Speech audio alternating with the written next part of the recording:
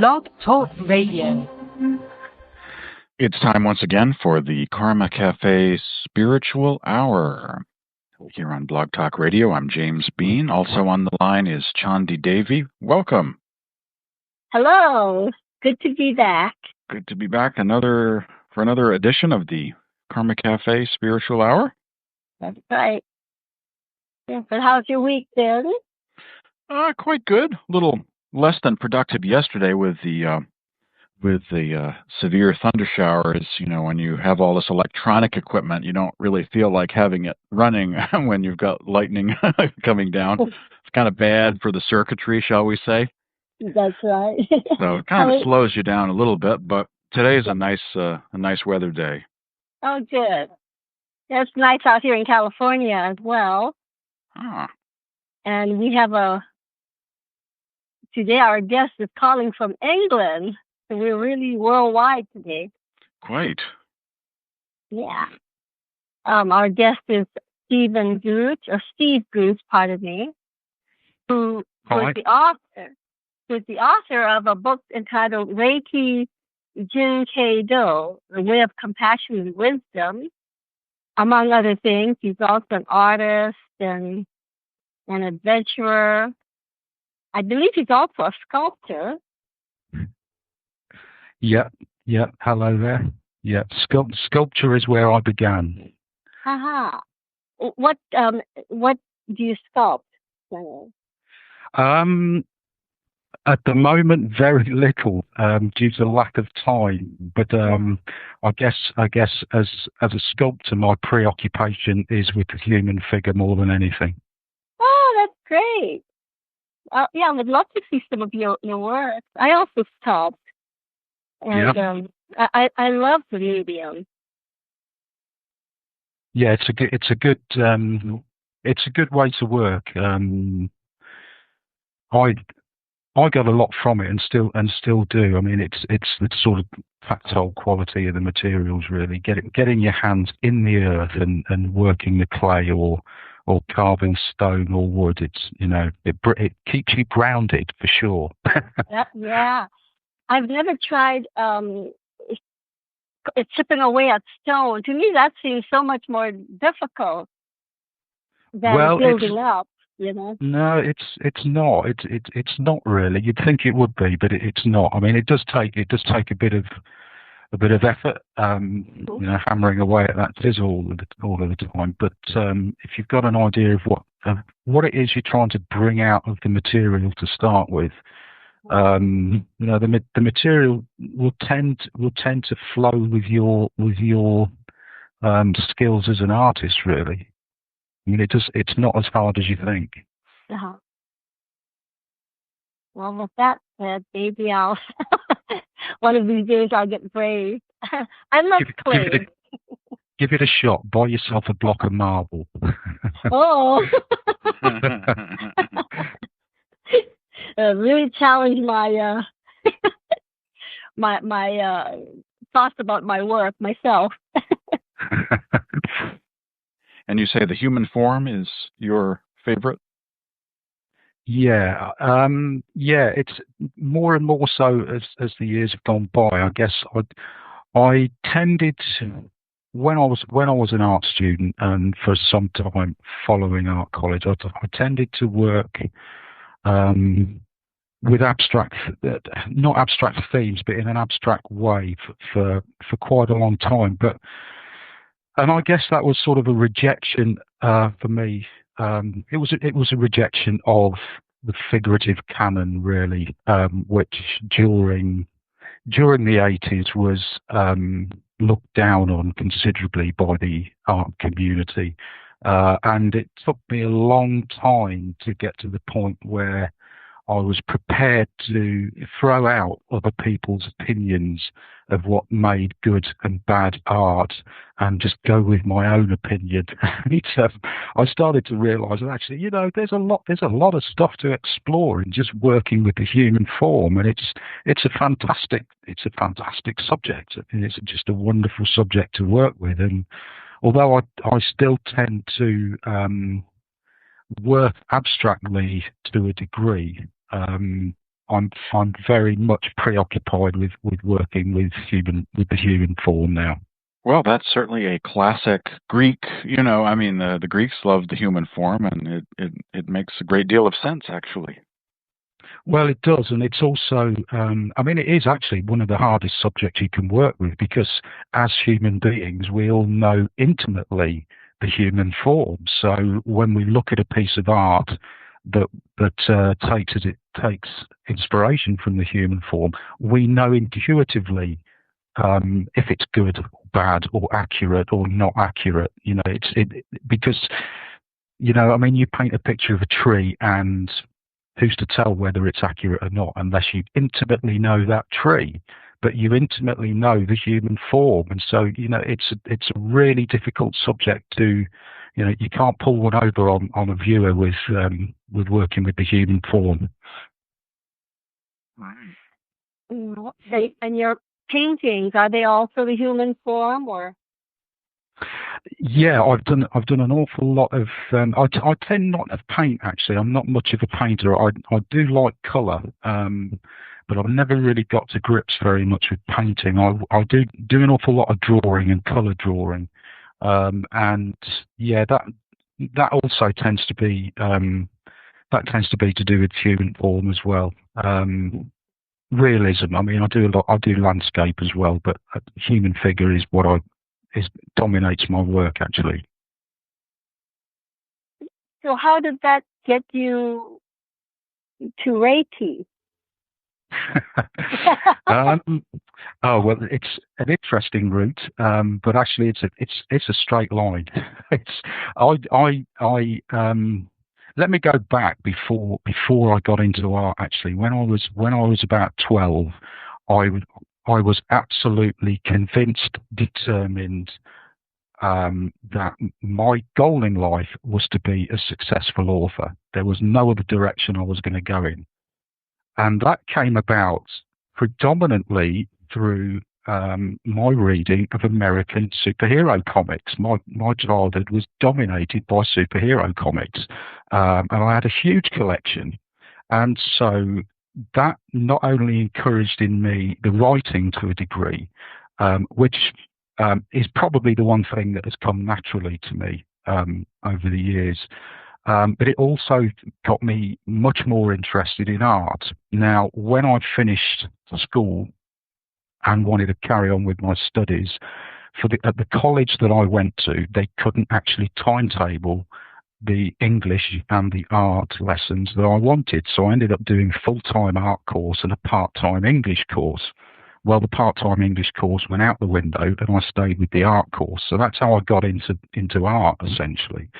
And then instead of pursuing my dream of being a writer, I then became an art teacher, which was fantastic for 2 or 3 years. And then I realised that actually this is not what I want to do. I didn't want to do this for the rest of my life. So I got to a certain point where I thought, I've got to get out of this. This is not me. What do I do now? And I just read an article in a magazine about this thing called Reiki that I'd never heard of before. And it sounded pretty interesting. And I thought, well, the first level training, it doesn't take that long. It's not very expensive. I haven't got a lot to lose. Let's give it a shot. So I went off and did the first level training, and I was just completely knocked out by the experience of that training with my Reiki masters, Gordon and Dorothy Bell in the UK, who, as far as I'm concerned, are two of the most experienced and professional Reiki teachers in the world today. And I just I couldn't believe what was happening, this energy sensation that I was feeling in my hands. And I thought, well, I've got to go back and do the second level. So I went back and did the second level, and that was even more incredible. And at that point, I thought, okay, I'm going to have to do the master's training. Now, at the time, Gordon and Dorothy were insisting that there be, I think it was an 18-month wait period between the second and third level, which is the master's teacher's level. And I I was sort of resigned and sitting around twiddling my thumbs for 18 months before I could get a shot at the master's training. And then Dorothy rang me up 3 months after I'd completed my second degree and said, we'd really like you to come along and do the master's training. So I jumped at the chance, and it took me 2 years, but I did the master's training with them. Then went on to study Buddho-EnerSense, which is a system of healing from which Reiki was in part derived. It's an ancient Buddhist healing method that was discovered by one of the teachers within our tradition called Seiji Takamori, and is only taught within this tradition, in fact. So I started that training as well, and then got back into teaching, school teaching for a while, before I thought that, oh, this is silly, I'm just going backwards. I've got to get out of school teaching. So I thought, look, I sat down and had a conversation with myself, and I said, look, Steve, what is it you've always wanted to do? The answer came back, I want to be an author. So I thought, okay, write the book. So that's what I did. It was a case of, right, what's the obvious subject? At the time I was immersed in Reiki. Let's get the Jin Kei Do book out there. It's never been done. Someone needs to write it. So that was my journey into Reiki, and then my journey sort of via teaching again into authorship, really. So how is it different from, is it an Eastern Reiki, a Western Reiki, or how is it different?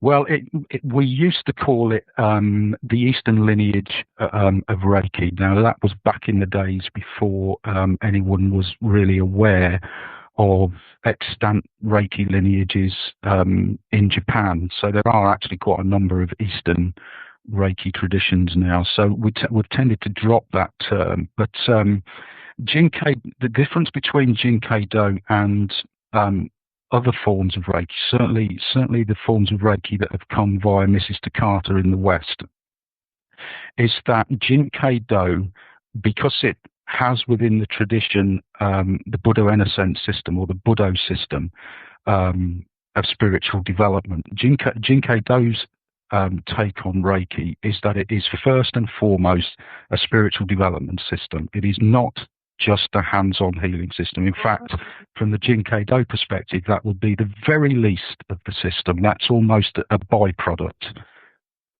because the emphasis within Jin Kei Do is self-perfection. It's about developing your compassion, your wisdom. And when you sit and think about these things, if you work on yourself, if you perfect yourself, if you develop your wisdom mind and your heart of compassion, you actually have so much more to give to other people. Absolutely. So it's a win-win situation. If you go and do your Reiki training and come out as a Reiki healer, and you don't work on yourself, and a lot of people don't work on themselves at all, you actually don't have a fat lot to give to anybody. But when you work on yourself, you're not just working on the person under your hands. You're actually influencing the world around you at all times, 24 hours a day. The energy that you give out as you work on yourself is actually impinging on your environment all of the time, and improving people's lot. I mean, I've seen it happen many times, not just with myself, but with other people that certainly trained in this tradition. You just being in their presence makes you feel happier. Yeah. And they haven't done anything other than they spend an awful lot of time working on themselves. So that's our emphasis, really. It's yourself first. Forget everybody else. Work on yourself. Get yourself as good as you can get, and then you have so much more to give to others. So more of a spiritual path than a system of healing. Absolutely. More of a path, yeah. I might say. It is. It is. It's very much. It's not. I don't consider Jin Kei Do as a therapy. I consider it as a spiritual discipline. I mean, its emphasis is very firmly rooted within Buddhist meditation. Right, the emphasis on compassion. That's very much right out of Buddhism. Yeah, absolutely. Yeah, and this is coming out of a system of practice that Mikao Usui used in his original formulation of the Reiki system.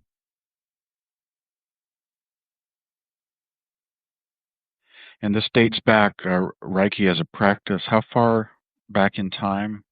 Well, Usui put Reiki together in the early part of the 20th century. I mean, the specific date's contentious, but it was the first couple of decades of the 20th century. But the systems that he drew upon go back much further than that. I mean, some of the systems that it's claimed that he drew on. Well, we don't know for sure. I mean, it's a little bit contentious, but some look certain. He certainly drew on his own practice as a lay Buddhist. I mean, that influenced him enormously. He was also a practitioner of an advanced practitioner of various martial arts, Kiko being one of them, which is the Japanese form of Qigong, and that almost certainly influenced his practice. So there's a variety of influences, but the Buddho system that we teach within Jin Kei Do, that began life as a meditation, the Buddho meditation, which was passed from the Buddha to Avalokiteshvara, the Bodhisattva of compassion. It's also known as Kuan Yin, I believe. Absolutely, yeah.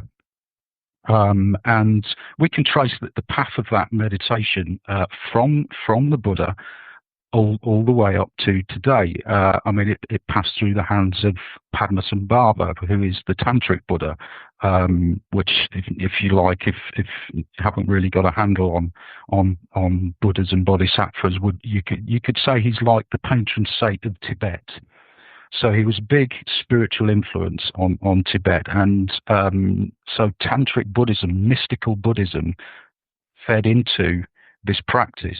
And so the Buddho meditation that the Buddha first passed on started to develop, or it generated a series of other practices around it. It ultimately ended up in the hands of a group of Theravadan Buddhists who took the system that was developing much more back to its roots, in a sense, as a simplified practice. So we then end up with Metabhavana, which is the development of loving kindness, as being also part of this Buddho system. So there's lots of other things start to impinge on the central Buddho meditation and get added to this growing system. There's other meditation practices that go along with that as well. So we know for a fact that Usui had access to this system. That was passed on to his student Chujiro Hayashi. Hayashi didn't pass it on to Takata. Now, it's open to speculation why he didn't do that. Maybe it was because she was a woman. Maybe it was because she was a Westerner in some senses. We don't know. But Hayashi did pass it on to Sensei Takuchi, who was the abbot of a Zen temple in Japan. He then passed it on to his student Seiji Takamori. Now, Seiji Takamori was a student of meditation and very much concerned with the development of the mind. Now, what he recognized in that Buddho meditation was that he didn't have the complete system. So he spent 20 years actually. I'm sorry, that's my bird. That's okay. Quiet. So Seiji Takamori then went off to research the Buddho meditation. He spent 20 years traveling various countries and eventually ended up in Nepal, where he found a group of monks who were still using this Buddho meditation, still practicing it, but they had the complete system. So he stayed for a number of years and learnt that system from them before then going on to teach mainly meditation. Actually, he didn't do an awful lot of work with his Reiki and Buddho, other than giving healings. And then he arrived in the States. I think he was in the States actually at one period during the 1950s, maybe, but certainly by 1990. He was in Madison, Wisconsin, and he met a guy called Ranga Premaratna, who is our current lineage head, the head of the tradition, who had recently finished university and had been studying a number of complementary therapies, alternative therapies, while he was in the States, and was looking for a hands-on healing system. Now, he'd already trained within the Takata tradition of Reiki, and for various reasons found that ultimately dissatisfying, mainly because the information that he was being told about the Reiki symbols clearly was not true. He was being given symbols that were claimed to be Tibetan or Sanskrit. Now, Ranga is from Sri Lanka. He knows Sanskrit when he sees it. And he was being told the particular symbols were Sanskrit, and they just were not Sanskrit.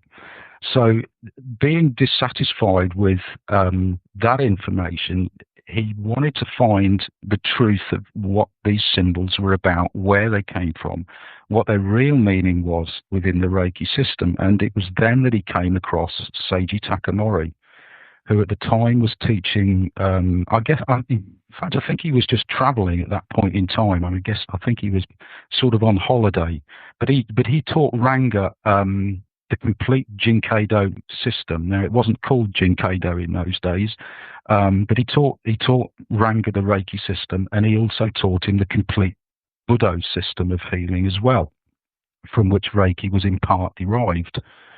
So Ranga then started teaching this new tradition to others, and it was from him that the tradition has spread around the world. I mean, it is still very much a minority tradition in terms of the global spread of Reiki, but I think that's fine, and I guess it's always going to be a minority tradition, because it does actually ask of the practitioner that they do quite a lot of work in terms of meditation work, really, rather than just going and doing healings with people. Is the Buddha path also the samurai path? No, not at all. It's a completely different thing. Okay. The samurai path would also be something that would possibly influence Usui, because he does come from a samurai background, although at the time the samurai were under considerable pressure from the Meiji Emperor, and I guess a lot of people have seen the film with Tom Cruise, The Last Samurai. Well, that was set in the period in which Usui grew up. I mean, he would have lived through that period, although I don't think Tom Cruise was in fact the last samurai. But, That was very much the time in Japan that Usui was living through, the smashing up of the samurai clans, really. Well, this is wonderful. I'm going to have to leave you now, but I'll come back and listen to the show later. Okay. Nice to speak. Check out the archive of the show. Yes, and we can all do that. Thank you so much for being with us. It's lovely to speak with you. Talk to you later. Bye-bye, James. Bye-bye. Yeah, I'll talk to you later. Good luck with your appointment. Thank you. You were talking about minority or smaller groups as well as larger, and quite often, sometimes the smaller, lesser-known ones are the more serious ones, and and so there's a lot of merit to minority traditions or the lesser-known paths. I sometimes find those lesser-known paths to be quite deep. They can be, but it's easy. It's very easy when you're involved within a particular tradition or a particular school who think, well, I've got the answers and my system's better than everybody else's, and and it's actually quite hard to fight that off sometimes, because it's almost a natural tendency to want to think that. It's sort of a tribal human thing. Yep. It is, yeah, but within. And I think the shame of what's gone on within the Reiki community over the last few years is that it has become very tribal. People are protecting their own little corners and their own agendas, and it's a disgrace, frankly, within the global Reiki community, because Reiki is universal energy. And it doesn't matter what tradition you come from or how you work with this energy. You get what you need. If you've trained within the Takata tradition, you probably did so because that's what you needed at that point in time. If you trained within another tradition, you did so because you needed that tradition at that point in time. It's not better. It's not worse. It's just different.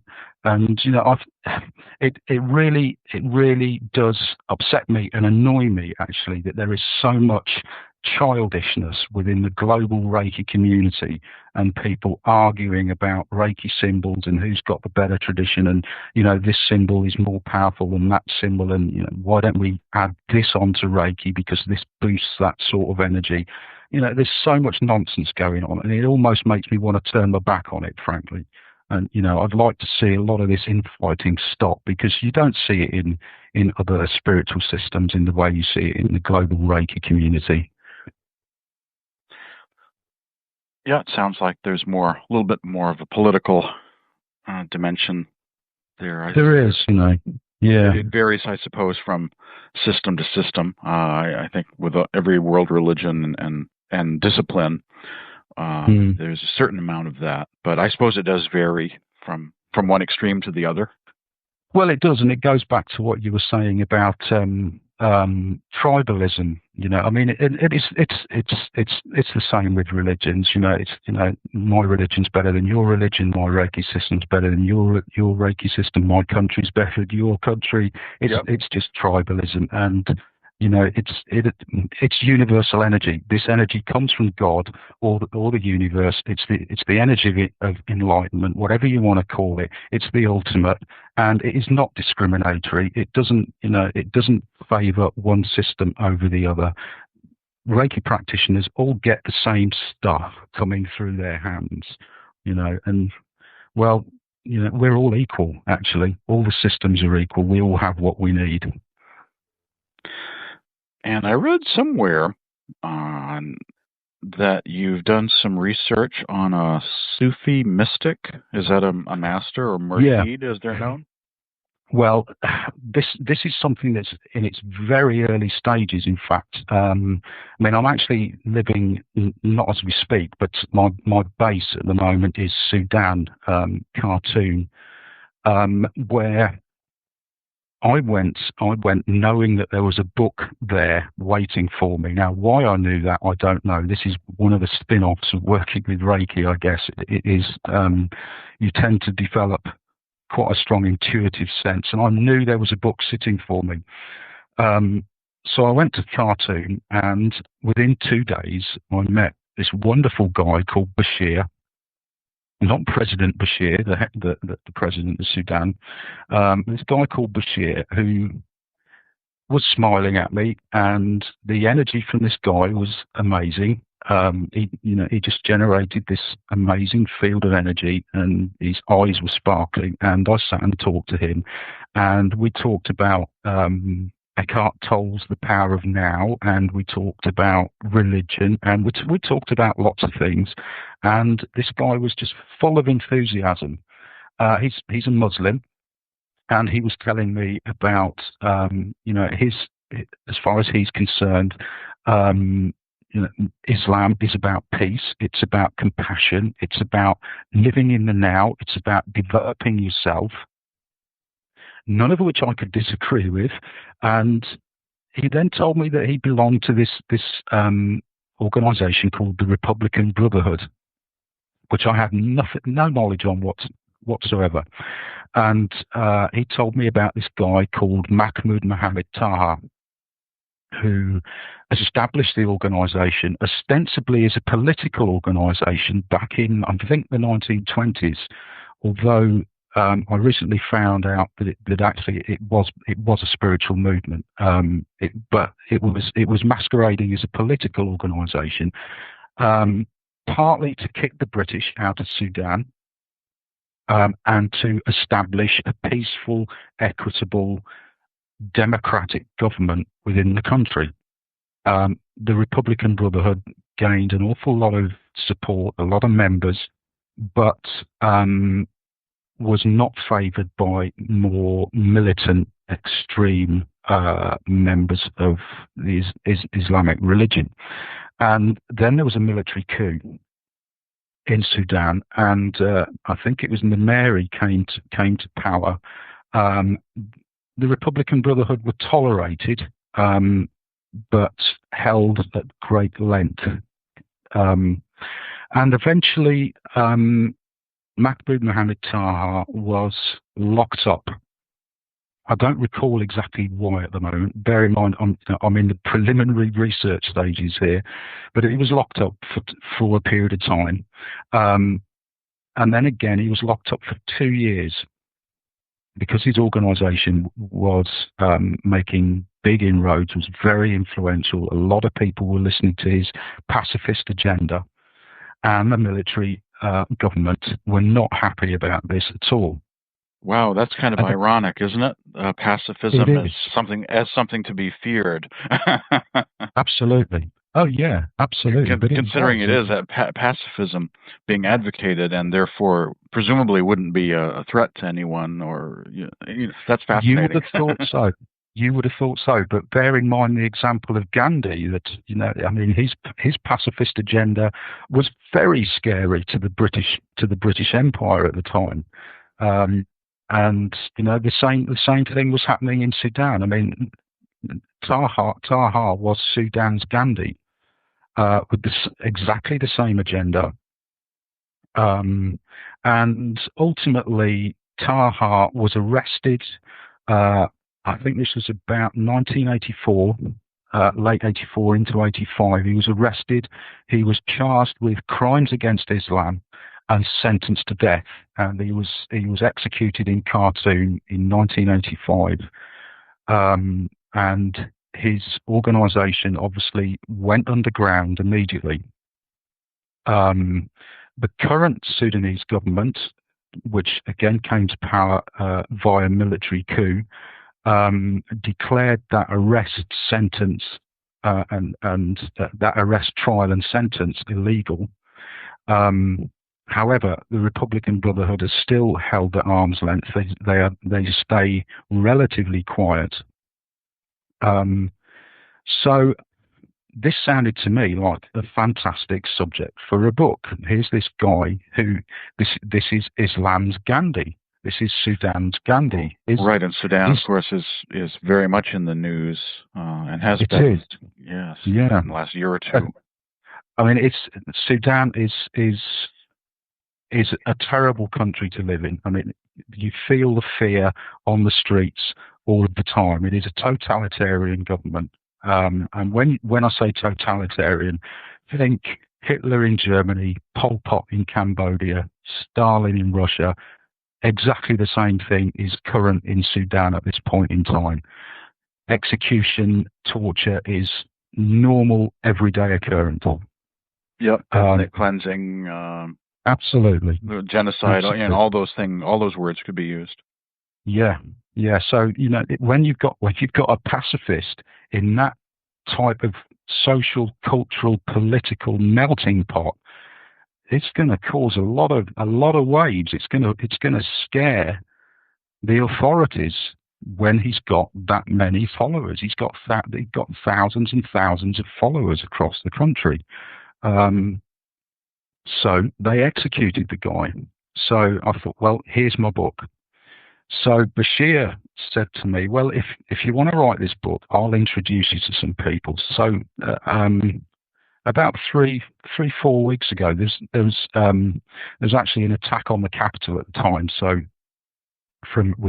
by rebels from Darfur. So it was a pretty tricky time to be living in the capital. But Bashir managed to take me, first of all, to meet a wonderful Sudanese family, members of the Republican Brotherhood, and I had a really nice time with them. And they cooked me a meal, and they were just so nice.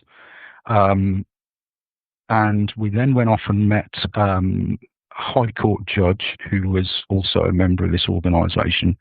And then we went to Bashir's house, out across a part of the city that the Darfuri rebels had held 2 days before. So it was a bit of a worrying journey across that part of the city, in fact. But we eventually came to Bashir's house, and it turns out that this guy was not just a member of the organisation or a prominent disciple of within the Republican Brotherhood. It turns out that he is in fact Muhammad Taha's son. So he then gives me access to the entire history, the entire archive, every key member in the organisation across the globe. And there's some in the States, there's some in the UK, there's some in other parts of Europe. And I'd sort of hit the mother lode, as it were, as far as this particular project is concerned. So that's why I'm doing this. I mean, the Republican Brotherhood is an order of Sufis. They are very much inspired by and followers of mystical Islam, and their agenda is basically one of pacifism, one of peace, one of personal spiritual development. And so the book that I'm working on is called Islam's Gandhi. Wow. Which I thought would be a pretty good title for a book in the West, because when you put Islam and Gandhi together on the front of a book, for most Western readers, that sets up a bit of a conflict.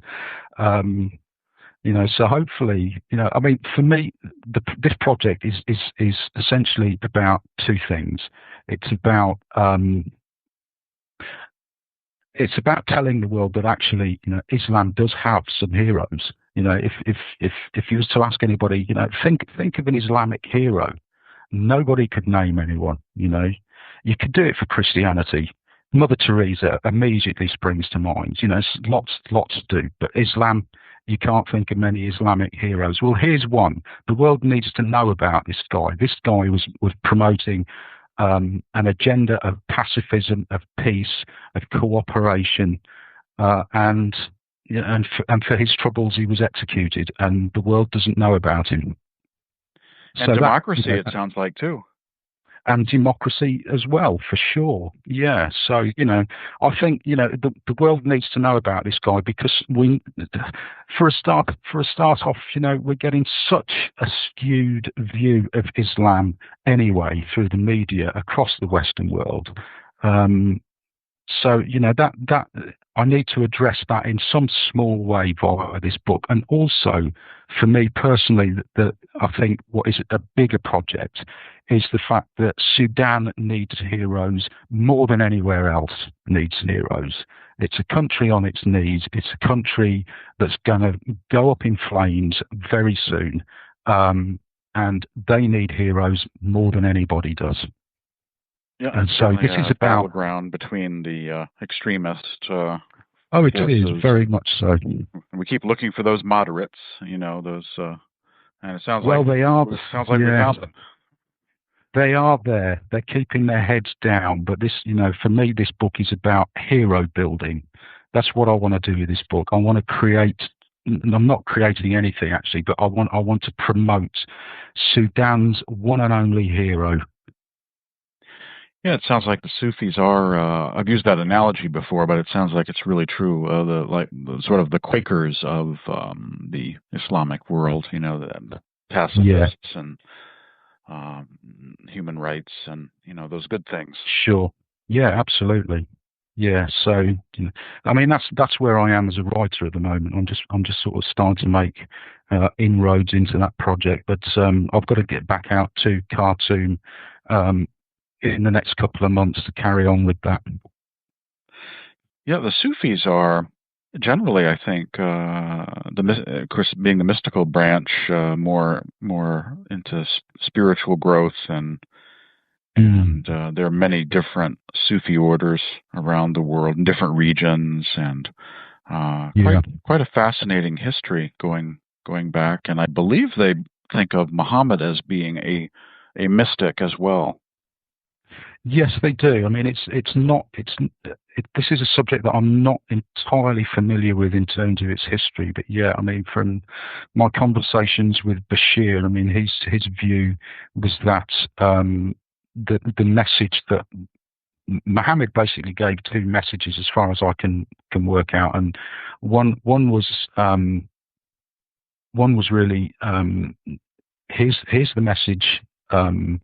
About how I want you to live your lives. Then there was the second message was the message that he showed through his own personal example, which was not necessarily the message he gave to his followers, because what he gave to his followers was much less than what he was prepared to commit to. So the Sufis are forever trying to follow his example rather than follow his message, his verbal message. So there is some sort of discrepancy there, and I guess in some senses this is why there is often an attack on Sufism from mainstream Islam, because they're forever saying, look, Muhammad never said this. Muhammad never said you have to do this or we should be doing this. This is not Islam. But the Sufis take as their inspiration not his word, but his example. And those are not necessarily, exactly the same thing. Yeah, and supposedly Muhammad had this mystical experience in a cave. I forget the name of the cave. It begins with the letter H, and it was his, time of revelation. And so they do think of Muhammad as a mystic, in a sense, the first Sufi.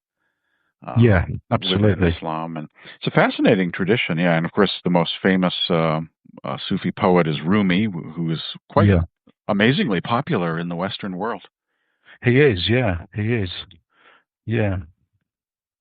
But I mean, I often quote Rumi myself, actually, because I mean the other writing, I guess my long-term ongoing writing commitment is currently writing the Voice of Humanity Healing blog for the Humanity Healing Network. So Rumi often figures not necessarily in the posts that I put up on a fairly regular basis, but just little quotes down the side of the blog, because there's some fantastic stuff comes out of Rumi, actually. Yes, his great, magnificent work, the Mathnawe, has been called the second Quran of Islam. Yeah.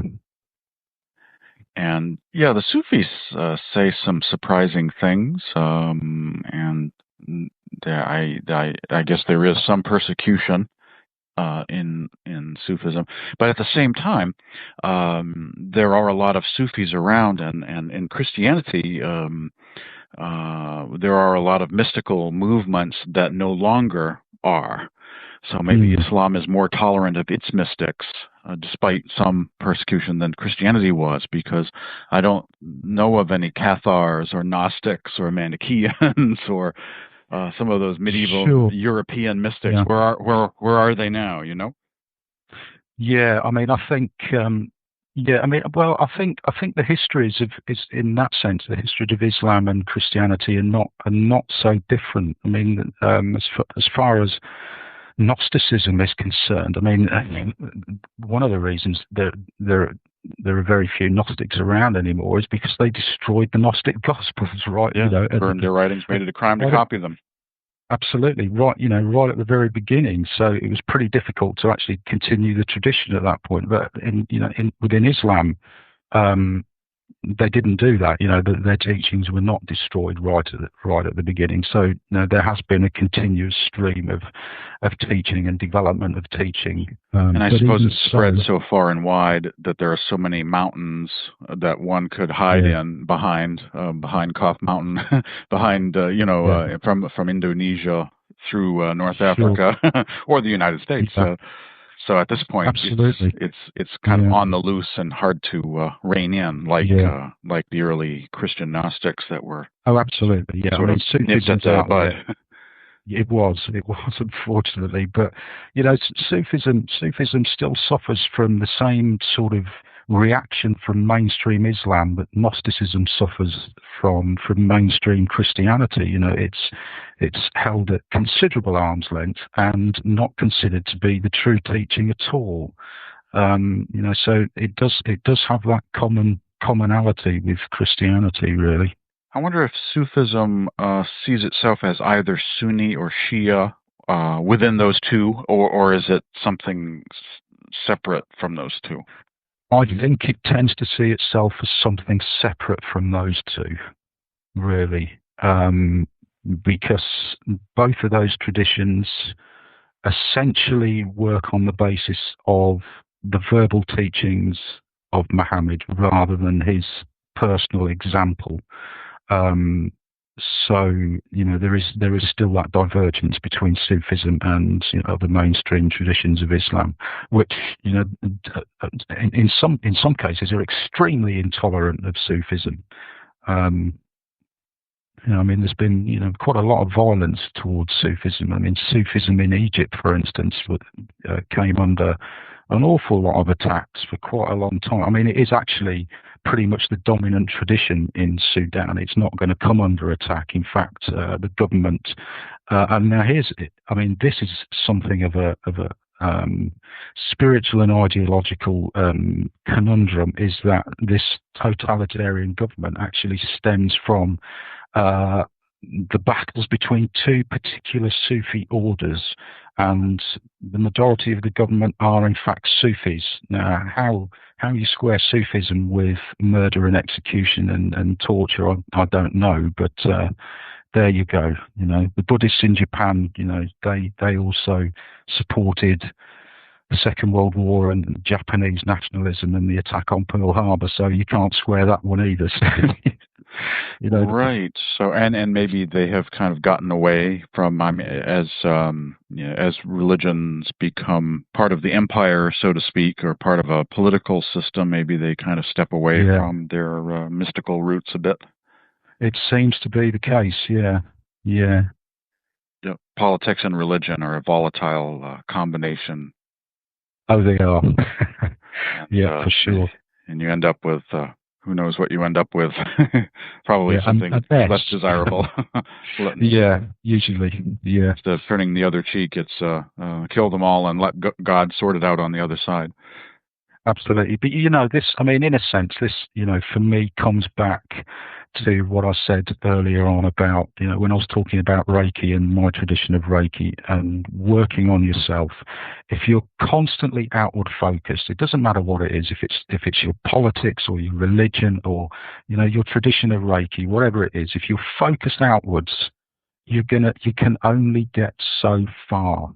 And then you're going to come up against people that don't have your viewpoint, don't subscribe to your political beliefs or your religious beliefs. And then there's a conflict. But if you focus inwards and work on yourself, your wisdom mind develops, and then you can step into that other person's shoes and you can see from their perspective, and you come to the realization that, well, they may have a different perspective to me, they may have a different belief system, but actually, it's a valid one. And I don't actually have a conflict here at all. And then you get to a point where you can be friends with that person. You can understand that person. You can embrace them with compassion because you have an insight into what motivates them. But you can't get to that point unless you work on yourself. You've got to focus inwards. It's pointless focusing outwards. You're never going to get anywhere that way. Right. The more outward, the more ego and sense of tribalism and separatism. Absolutely. The mystic spirit is more stepping into a oneness, going. Absolutely, yeah. Oneness. And that's where we're all heading. That's what we're ultimately all after. Whatever your religion is, you can call it, union with the Godhead or achieving enlightenment. Whatever your term is, we're all heading in the same direction. That's our ultimate goal. You can't do it if you're going to fight people. You've got to embrace them with compassion, develop your own heart. That's the key. Develop your heart of compassion. Yep, step into the reality, and that's why one of the reasons why politics and religion combined is such a dangerous thing, because it pulls the religion away from the mystical side toward the external, and away from its genuineness into that nasty world of warfare and separatism, nationalism, fanaticism. Absolutely. Yeah, it does. Does this Sufi order that you studied in Sudan, they must have their own literature, tradition, writings of Sufi saints. Probably we probably wouldn't even know their names, and it's probably a very little known tradition. It is a little known tradition, and and given that I really am at the very beginning of this research. I mean, I couldn't even tell you who they are at the moment. I mean, I've started to look at some of the literature, and as far as I can tell, there is only one book on this guy's particular take on Sufism that's published in English. The rest of the literature seems to be in Arabic. And there isn't one. What's the name of the book in English? Because that alone is quite a radical thing, just to have one book. It is. Now, you're going to have to hold with me on that question, because I'm going to have to go straight onto the net here to find it for you, because I don't have that book in front of me. It only arrived yesterday. So. Oh, well, my question arrived at just the right time. It did. I'm going to have to. This is a plug for Amazon, because I'm going to have to pull up Amazon.com to find that book. That's a good site for. They will at least list books, even if they're out of print or very obscure. I'm fairly impressed with their scope. Yeah. Well, here's. I mean, if anyone's interested in Mahmoud Muhammad Taha, or this particular organization built around his teachings, their website, the organization website is alfikra.org. That's ALFIKRA.org, and that's the website for the Republican Brotherhood. Now, the one book that's been published in English on this particular guy and his teachings is called, if I can find it here, it's just called The Second Message of Islam. That's an impressive title. Yeah, I won't try to read you the Arabic here. My Arabic is not that good. So that site again is www.alfikra. Yeah. .org. .org, yeah. Yeah. And that will bring up the Republican Brotherhood website. And there's some very interesting material on there, actually. There's insight into the guy himself, his life, his teachings, the development of the organisation. The political and spiritual ramifications of his presence in Sudan on that country during his life. I mean, it's an amazing guy and an amazing organisation, and it's again another pacifist like Gandhi whose life ended with violence. Right. Yes, that would be very. I look forward to that book. On his life, and see a lot of potential in it, and to be from Sudan, the country that's been in the news so much in recent times, and is an unsolved issue, one of those issues out there. It is, and it's unfortunate that the West isn't doing more to resolve the problems there. Really, I mean, it's kind of a neglected problem. Yep. It is. It's very much neglected, and there's ordinary people that are being slaughtered in their thousands, and the West is doing nothing at all. It's no good. It's no good taking the Sudanese government's hand and giving it a little slap and saying, "Don't be naughty," because that's what we're doing.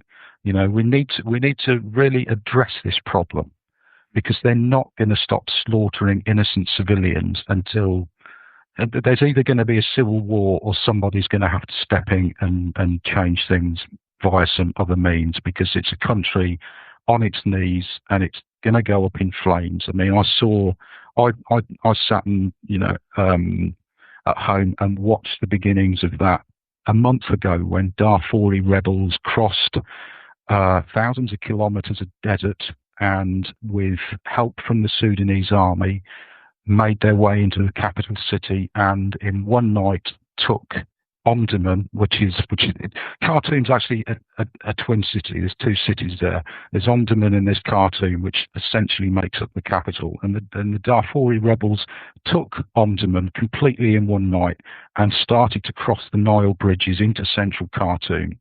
And there was attack helicopters there and tanks and gunfights on the streets, and the Sudanese army were not even involved. I mean, the government marginalised those immediately because they were obviously implicated in the rebels' attack on the city, and it was the secret police that defeated the rebels at that point. But this was a group of rebels with the same hate-filled agenda as the Sudanese government. Had they taken power, nothing would have changed. It would have been a different figurehead at the top, but it would have been the same story of hate, fear, and terror for the ordinary population of Sudan.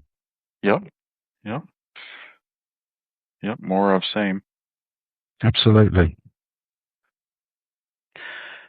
Do you have a website? I do. I have my Reiki website, which is www.omahum.org. So it's Omahum. It's the Buddhist mantra, omahum.org.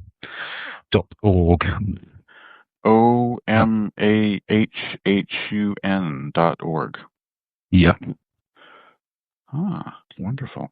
And if people want to email you, how would they get in touch with you? They can do that with sgooch@omahum.org.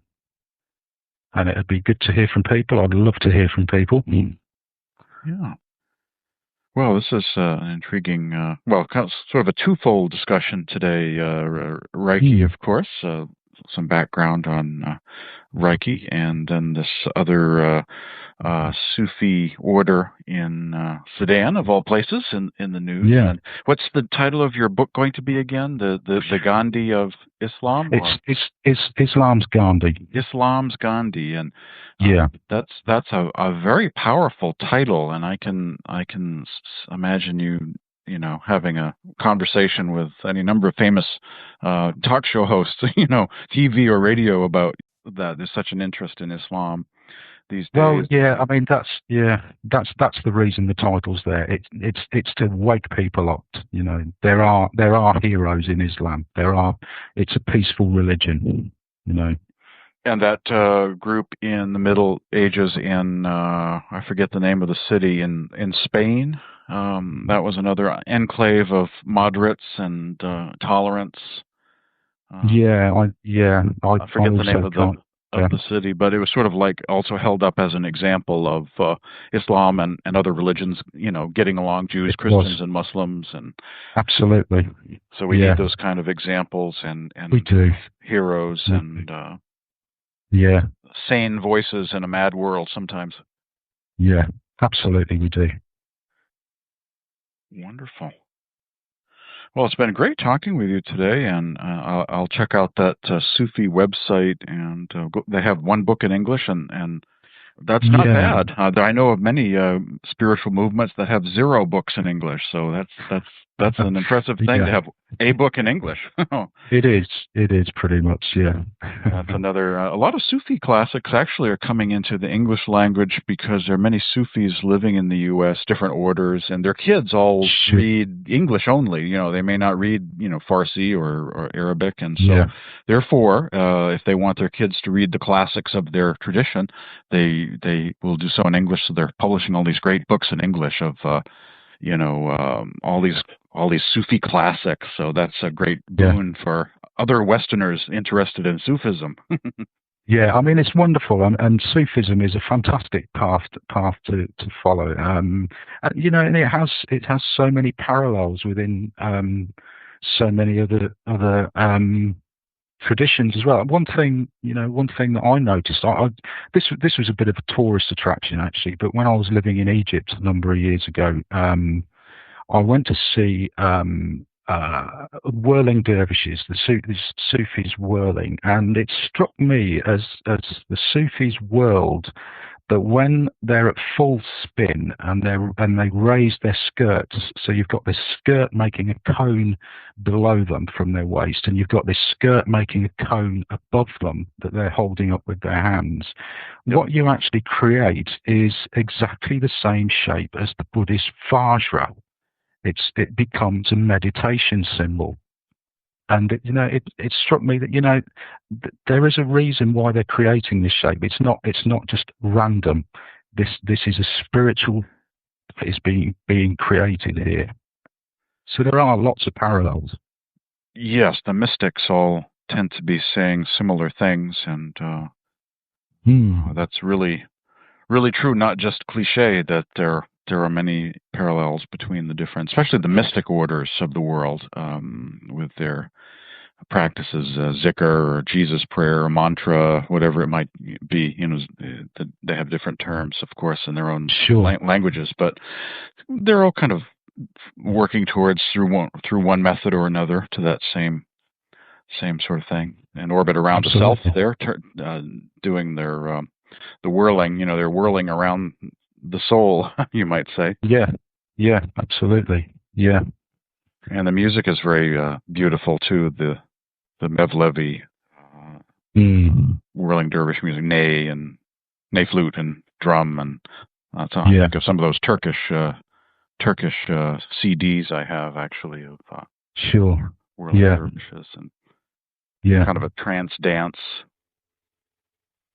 Yeah. There's been some interesting experiments with combining sort of Western trance music with traditional Arabic musical forms. Actually, yes, not something I know an awful lot about, but it's pretty good on the dance floor, I tell you. Well, I have one CD called Oriental Dreams, which has Turkish musicians, Iranian musicians, and just a combination of some of those beautiful instruments, the hammer dulcimer, known as a santur, and ney flute, and rebab, and or oud, and it's just all very beautiful instruments from those cultures.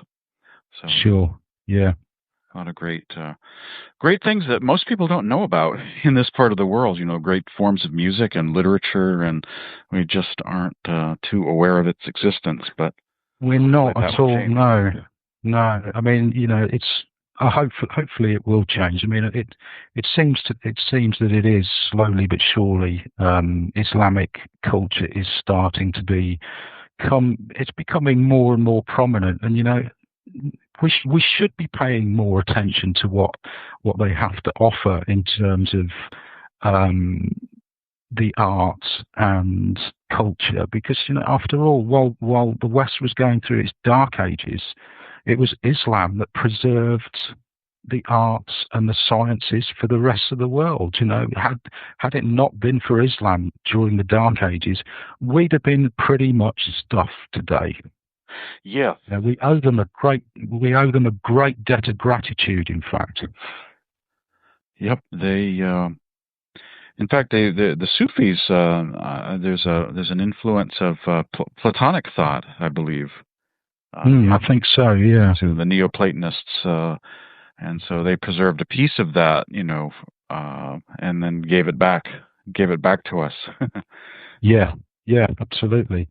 Yeah, I mean, the strides forward for humanity that Islam made for the world during that period were phenomenal, absolutely phenomenal. I wonder why the creativity, I won't say dried up, because I'm sure that you could still find some now, but that medieval period, there's such creativity in Islam. And why did it stop? Well, I suppose, why, we could say the same thing about Renaissance and, and in Age of Enlightenment in the West as well. Sure. But yeah, why would it stop? Well, I don't know, but I mean, nothing lasts forever, does it? I mean, everything has its period of flourishing and then its period of slow decline, really. Yep, and age of innovation followed by age of stagnation. Absolutely, and these things are ultimately inevitable. So it was going to happen for one reason or another. As it will to our culture too. One day, we're going through a bit of a renaissance in terms of our scientific breakthroughs and electronic development of electronic communication, etc. I mean, we're going through a phenomenal period in human history in the West at the moment, but this too will come to an end because nothing lasts forever. We'll go through a decline at some point, and then another renaissance will follow at some point later. Yep, that seems to be the way it's gone thus far in history. History, tends to repeat itself, and can see those kind of themes. Yeah. In East as well as the West. Sure. Yeah. Afghanistan has been. I have some CDs of Afghan classical music. It's sort of became kind of a rundown, war weary place, but there's some glorious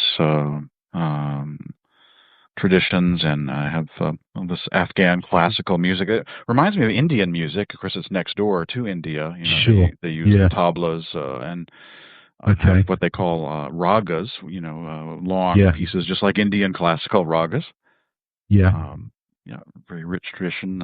Silk Road and Gnostics, Manichaeans. A lot of East-West pollination there too at one time. Yeah. Sure. Yeah. Yeah, well, that part of the world was quite a melting pot for all sorts of traditions to come together and create new forms, really, in all of the arts.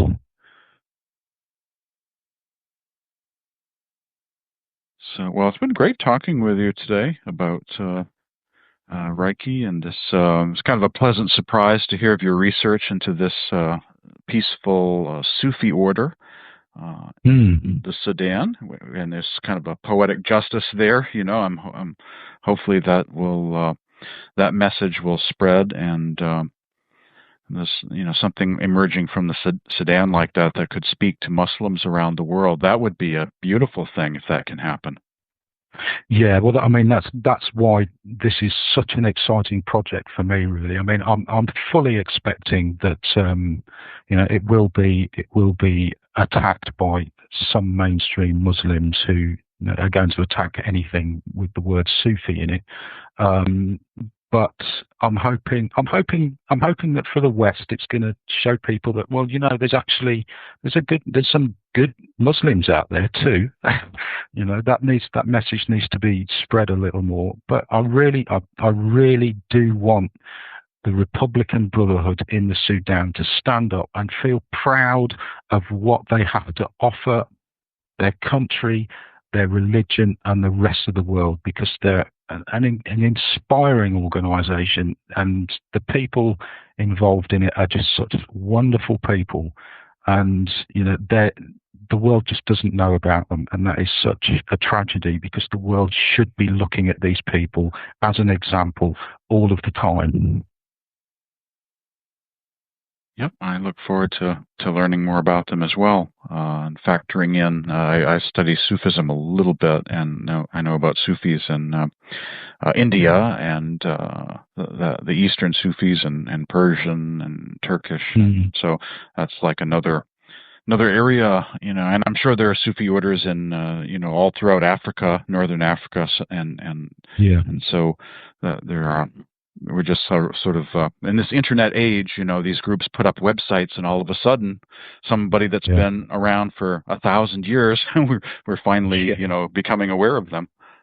Absolutely, yeah. It's an interesting tradition, and that part of Africa is a fascinating place. Actually, it's a fascinating place to be for all sorts of reasons. It's a pretty scary place to be as well. But I'm not entirely happy about going back there. But this book has got to be written, so I'm going back for the book. I'll leave as soon as it's done. Sudan is next door to. It's not far from Egypt and Ethiopia, and all of those places are sources of ancient religion. Absolutely, too bad the politics doesn't do it justice. The chaotic political systems they have to put up with. The religion certainly dates back way back. Yeah, for sure. I mean, I know. Certainly, the relationship between Egypt and Sudan has been, frosty at the best of times, really. But and I guess, that's historical in a lot of ways, because the northern Sudan, before the British drew a line across the map and carved that part of the continent up, northern Sudan was actually part of ancient Egypt, and there's a lot of ancient Egyptian temples in northern Sudan, and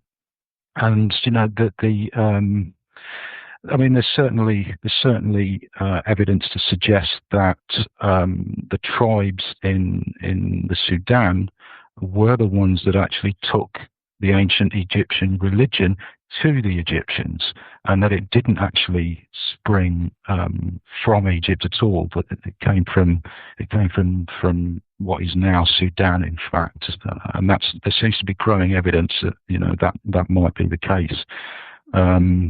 And then it sort of fed, and then it died off in Sudan, took over in Egypt, and then spread back into Sudan as these things, they ebb and flow.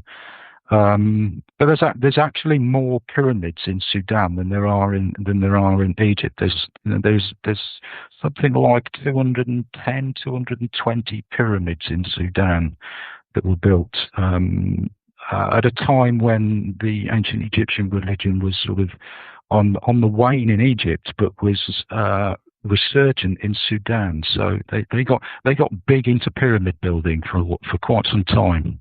Wow. Well, that's something I didn't really know that. I guess the as you say, the drawing of the map leads to kind of misperception. Had that map been drawn differently, we might sure. Associate that area also with pyramid. Yeah, absolutely.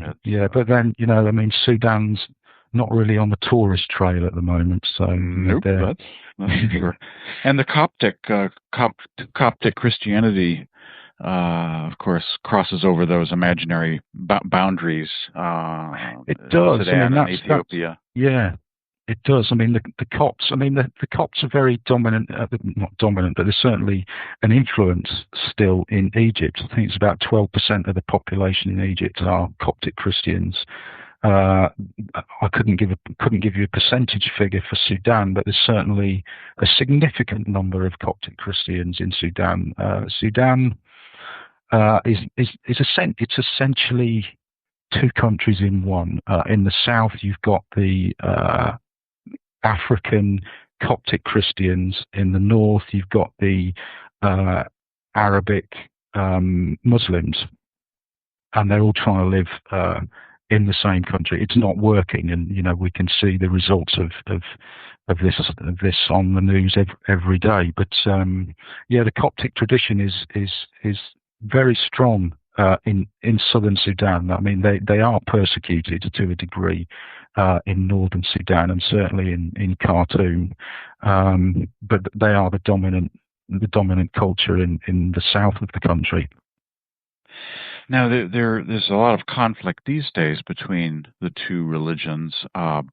But of course, both of those religions have been with us for many, many centuries. So I wonder if we go back a century, if there was that same tension then, or if they were getting along back then, and what would have changed to cause them to no longer get along if they were getting along back then. Sure. I mean, it's difficult to say. I mean, it depends on your perspective and how you view these things. But no, I mean, I know a lot of Muslims in the Middle East and certainly in the UK that say, well, you know, the trouble is that the reason there is trouble between the two religions now is that the Muslims are pretty resentful of the fact that they've got all of this wealth under the ground in the form of oil, but actually so many of them are living in poverty and their countries are underdeveloped, and I mean, not all of them, but certainly a significant percentage of them are underdeveloped, and you know, there's so much poverty, there's so much illiteracy, there's so many things that they need just to bring their standard of living up to something that we might consider poverty in our countries. And they're not even close to that yet. And there's a resentment that has formed because the West has so much. We have so much money. We've got this wonderful education, and we've got fantastic health systems, and we've got so many opportunities open to us, and they're pretty resentful of it, really. Now, you know, I don't want to get into the politics and the reasoning behind all of that, but I mean, that certainly seems to be a factor, that the West has all of this and has such an influence on shaping the Middle East as well. I mean, they have Western culture over the internet, on TV, in the movies. You know, it's there in their face all of the time, and I guess they sort of feel that, you know, it's undermining their culture to a degree also. Decadence from the West. Yeah, pretty much, I think, you know. And I mean, I can understand that perspective. You know, it's a very complex issue, and you know, it's not worth trying to unravel all of that now. But you know, it is an understandable perspective. And they can't vote for other. Their political system is, for the most part, dictatorship, right, throughout the Middle East.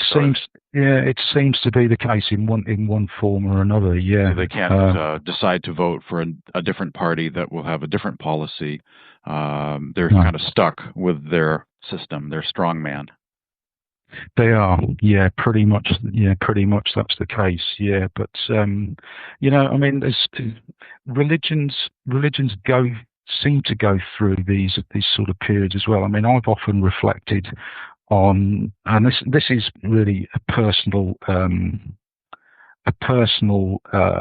view of this, and an opinion that's possibly not well informed, but you know, it seems to me that the militancy and the fundamentalism that we're seeing in a very small minority of Muslims is akin to that period in Christian history when we went through the Inquisition, which was also, yes, it came from the Roman Church, it came from the top, but it wasn't the agenda of, you know, the entire Christian community. It was a part of the Christian community going through its fundamentalist, militant moment in its development. And it seems to me that what's happening with Islam is happening at about the same time in its history as that happened in Christianity's history.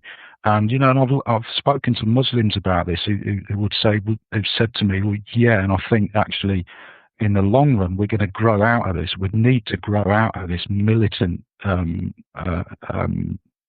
part of our growth periods. You know, we've got to get beyond this as quick as we can, in the same way that the Christian community got past the Inquisition eventually. Right, and then Renaissance and science, factoring in science, and those same challenges And hopefully that will happen, and soon, and everyone can survive this stage in order to move on to the next stage. Absolutely, yeah. Oh, I'm sure we will. If one thing the human race does well is survive everything. We survive everything. We have to. We're here to learn and to progress, and we're just going to keep doing that. It's all a bit of an adventure, really. When you stand back from life, life is an adventure. That's how I see it. My life is an adventure. Yes, indeed. Great. Well, this has been a fascinating conversation, and I've always found it to be very enriching to learn of other traditions, other cultures, different spiritual lineages of teachers. It's always a plus to gain access to learn more, as a result of that encounter, between other cultures and spiritual paths. It's a wonderful thing to discover new spiritual paths. Well, new to us, but not necessarily new, but new to us in our experience. Yeah. So once again, your website is www. I'll just spell this out: omahhun.org. Yep, that's the one. And that is a mantra. It is. It's a Buddhist mantra. Om ahum. Om ahum. And what is the mantra used for? Well, it's an aid to meditation, really. It's something that you would repeat to yourself, or out loud. Personally, I find it better to do it out loud, but you can repeat this internally to yourself, and you just repeat this over and over again for the period of time that you're sitting in meditation. And they have the sounds have particular qualities associated with them that relate to seed syllables within the Buddhist tradition, and they affect different parts of the mind also. I mean, it's quite a complex area, really. I gave the website that name simply because Om Ahum is a mantra that we will use within the Reiki Jin Kei Do tradition from time to time. That's right. It has the Om in it, and of course, each mantra has a certain effect. Mantras are sort of like vitamins, or or herbs. Yeah, there's definitely, and that's a sort of a science of Sanskrit. The effects of words on one's consciousness. Yeah, and they relate to the chakras as well. For those people familiar with the chakra system, which are the energy centers through the body. The Om Ahum actually relate to the third eye, the throat, and the heart chakras as well. So when we repeat the mantra, we're actually developing those particular energy centers within the etheric body, the sort of spiritual body. Great. Well, we'll have to have you on again sometime. When do you expect the book to come out? That'll be a while. You're in the research stage right now, right? Yeah, it's the current plan is to spend probably the next year writing the book. I mean, I'm pretty fast on research, so I'm planning to get that done fairly quickly. But I'm figuring another year to write the book, and then it's going to take a year then before, well, let's say 9 months to a year for it to hit publication. So it's going to be a couple of years away yet. Yeah. Well, hopefully the Darfur situation will be settled. Perhaps the next U.S. administration will include the Sudan. Its map will include the Sudan. And Yeah. they'll, because it seems like it wouldn't take a lot. I mean, it's like a part of the world that you would think that that we could have an influence there, or many other countries of the world could have an influence. Well, yeah, but the problem with Sudan is that the West is losing its opportunity, because the Sudan is actually, in terms of its resources, is the most wealthy country on the entire African continent. I mean, it has significant amounts of oil. It has oil, gold, titanium, all sorts of... the mineral wealth is astonishing in that country.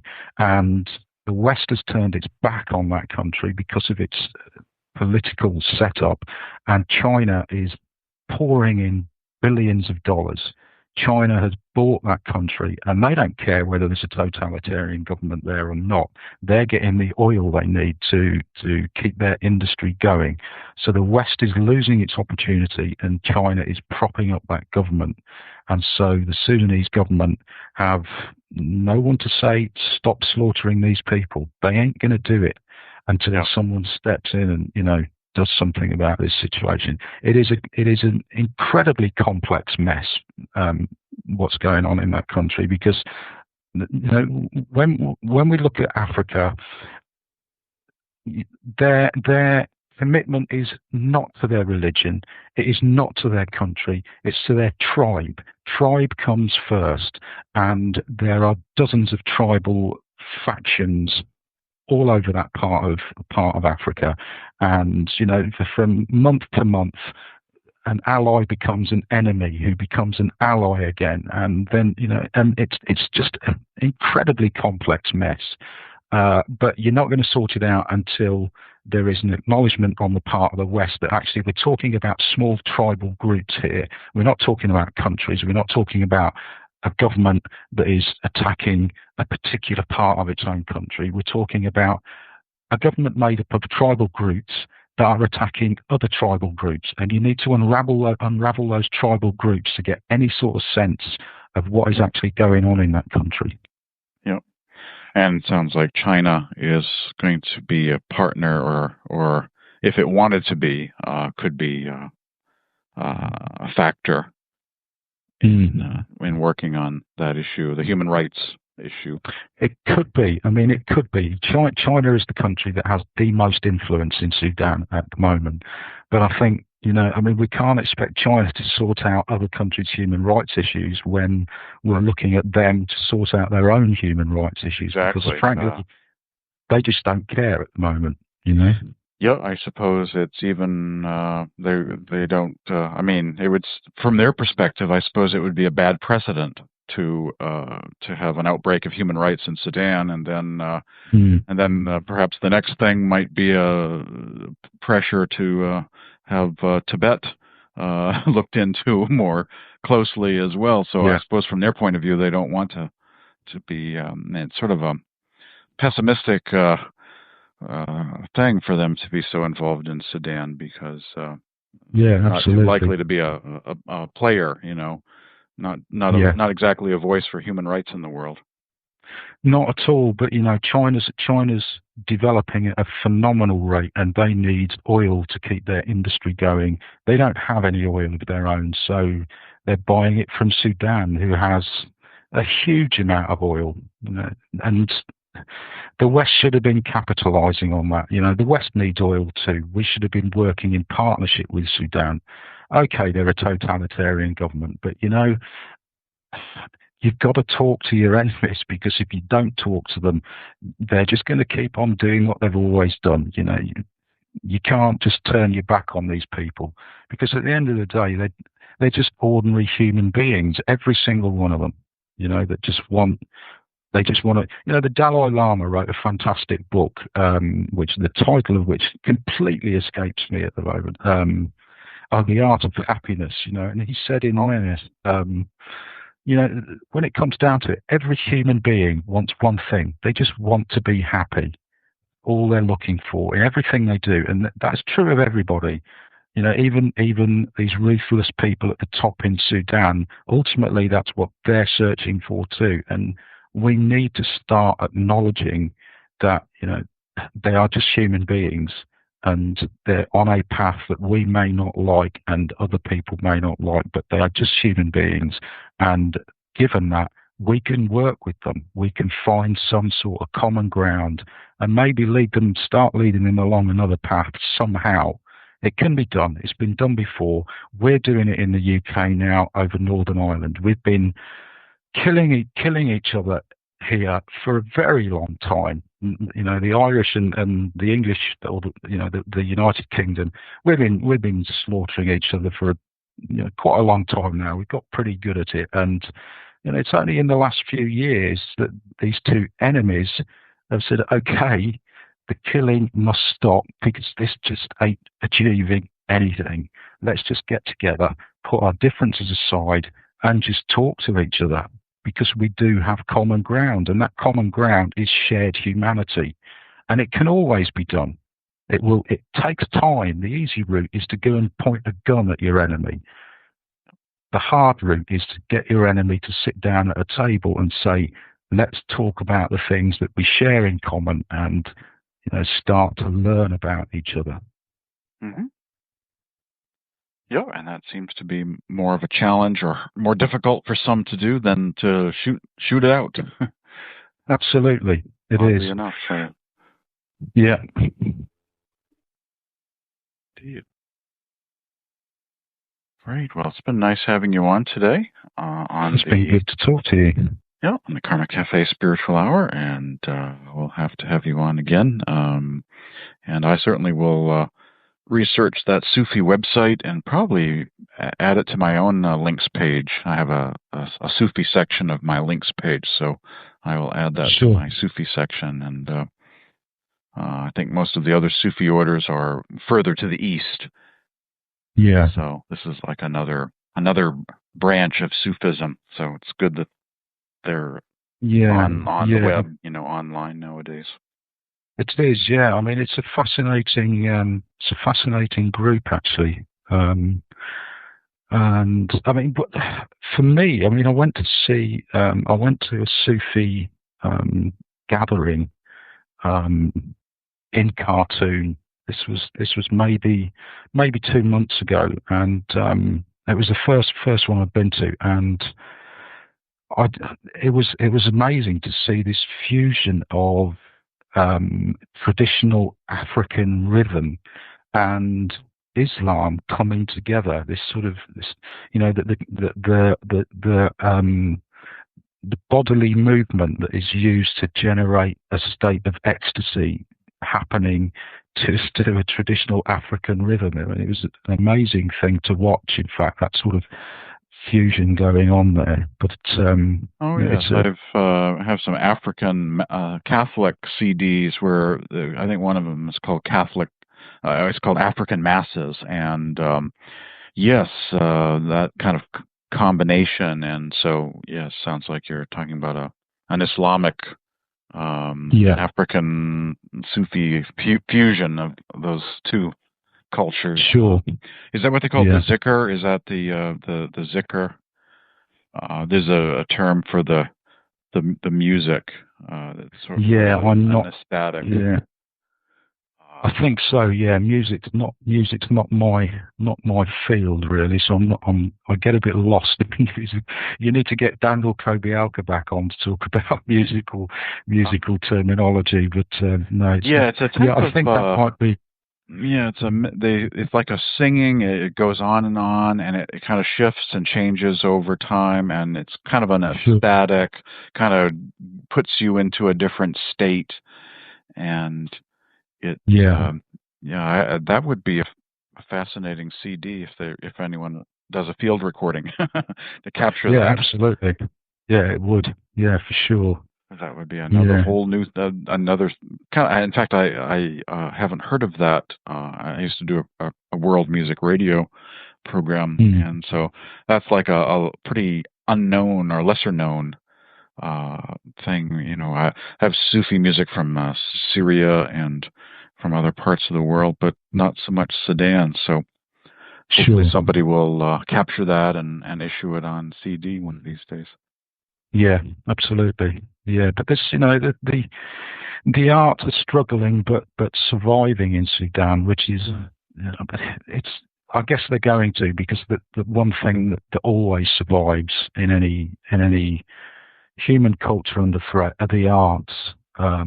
Somehow, man's innate creative impulse will always come through in one form or another. So, even given the circumstances in Sudan, I guess it's not surprising, but I sort of find it surprising that there is actually a lot of fantastic creativity going on there at the moment. A friend of mine,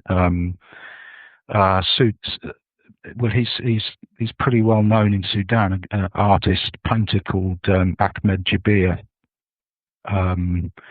has produced some astonishing works in Sudan, and I mean he won a UNESCO prize when he exhibited. I think it was in Tokyo. I mean he's exhibited. He's all over the UK, in the States, and other places in Europe too, I think. But to see that sort of creativity flourishing in that type of environment is, it's breathtaking, really. And it's the visual arts and the music, and it's all going on there.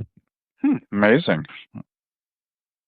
Well, I guess that makes sense. The human spirit determined to survive, and whereas in the U.S. there are people that do not have that same spirit because they're more complacent and have more of a materialistic kind of attitude. So perhaps it makes sense that during the era of the Soviet Union, there was a lot of interesting jazz coming out of Eastern Europe. So maybe that makes sense. Well, there was also, I mean, again, I wouldn't necessarily know about the jazz, but certainly within the visual art during the Soviet Union period, there was some astonishing sculpture coming out of that type of environment, and painting too. I mean, there was the traditional for the Soviets, certainly the traditional state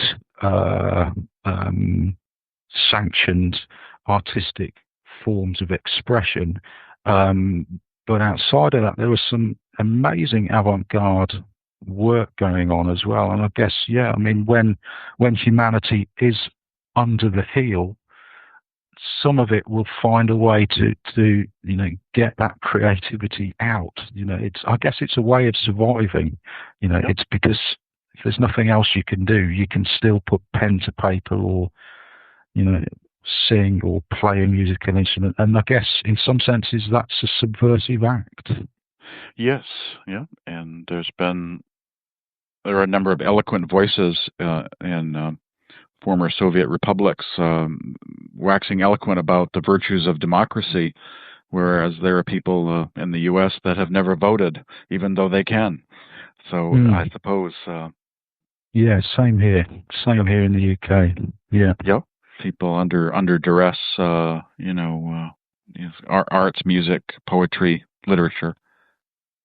Ways of expressing the human spirit and hanging on, affirming that spirit. Very much so.